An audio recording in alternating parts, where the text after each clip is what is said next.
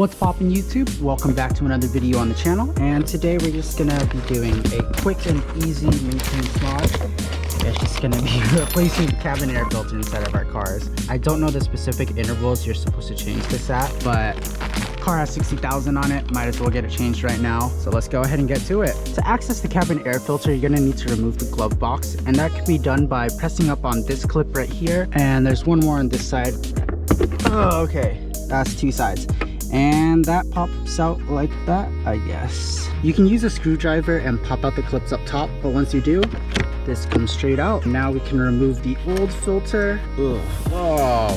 Oh, what the shit. But now we can go ahead and remove this wrapping and put the new filter in. Slides right in just like that. Remember, airflow arrows pointing down.